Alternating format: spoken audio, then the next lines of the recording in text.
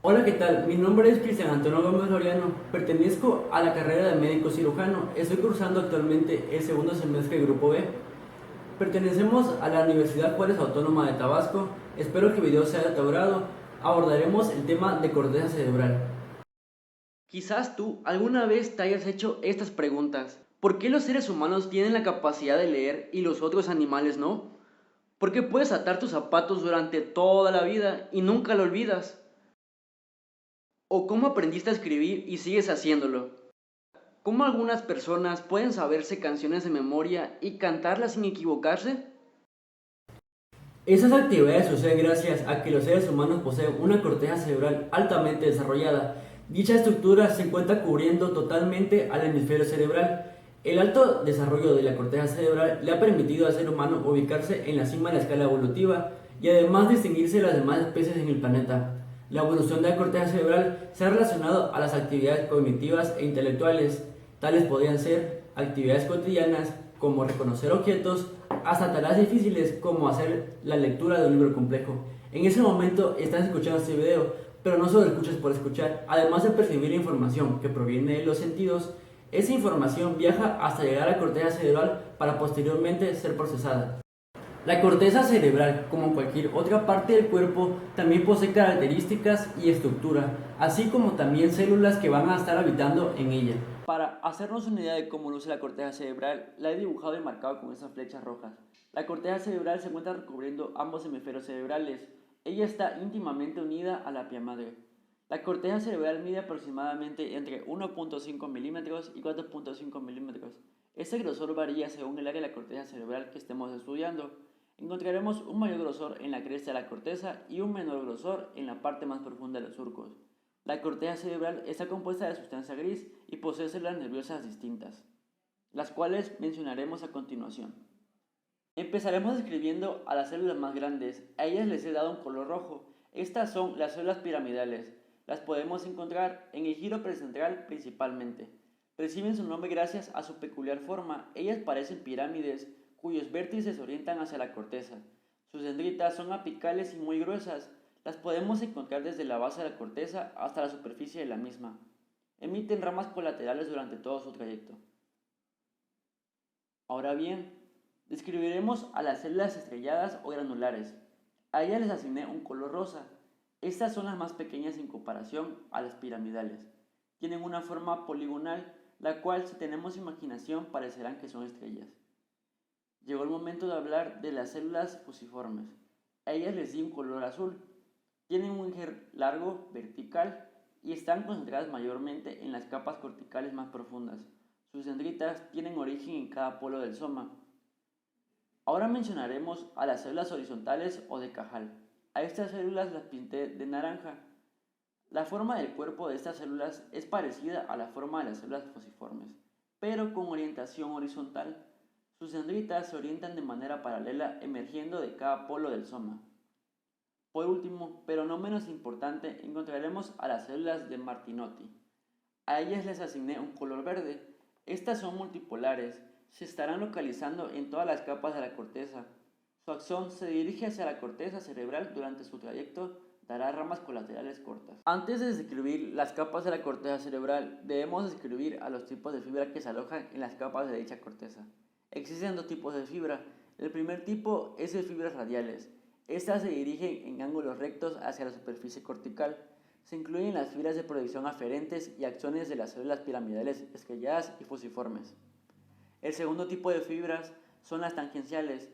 Estas se dirigen hacia la superficie cortical y son en su mayoría de ramas colaterales y terminales de las fibras aferentes. Las encontraremos principalmente en la capa 4 y 5. Son las denominadas vainas de Weisjarger.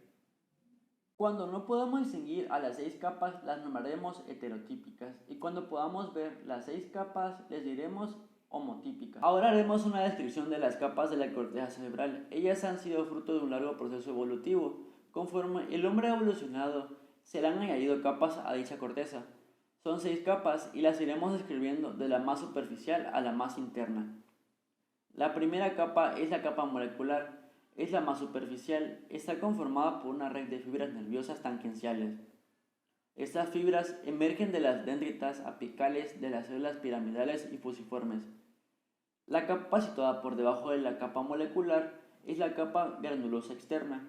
Ella contiene un gran número de células piramidales estrelladas. Las células mencionadas anteriormente se dan paso hasta llegar a las capas más profundas y penetran la sustancia blanca.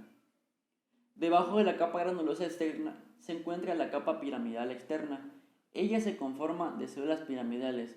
Sus dendritas apicales alcanzan a penetrar la capa molecular. Como ya mencionábamos antes, existe una capa granulosa externa, por lo tanto, también hay una capa granulosa interna. Ellas están conformadas por células estrelladas y encontraremos fibras tangenciales, o dicho de otra manera, la banda externa de Bullard.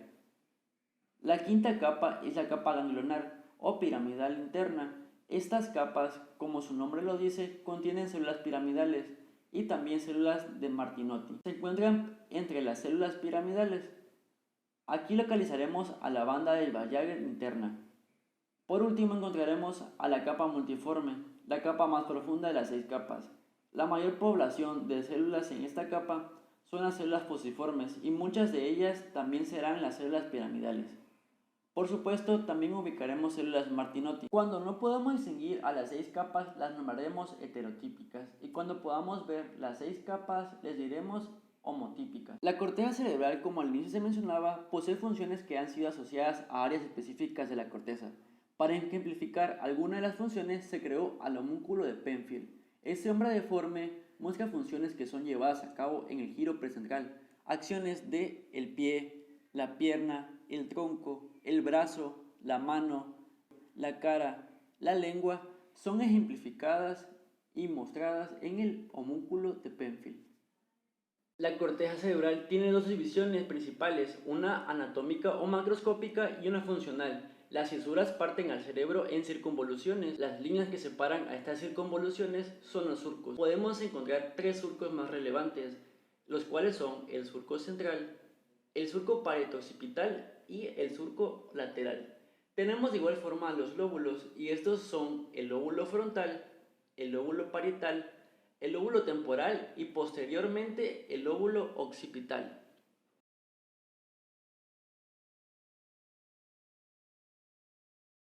También conocemos que en la corteza cerebral existen áreas funcionales o también las famosas conocidas áreas de Brockman. Esas áreas de Brockman han sido descritas en 1909 y han sido 52, las cuales a la fecha se siguen sumando una tras otra conforme vamos estudiando más la corteza cerebral. Cada una de estas partes de la corteza cerebral tiene una función distinta y se le añaden asociaciones. Las áreas de Brockman han sido esquematizadas en este dibujo y las hemos agrupado según su función. De color verde tenemos la memoria. De color naranja hemos agrupado a las que están relacionadas con las emociones. De color lila, el área somatosensorial.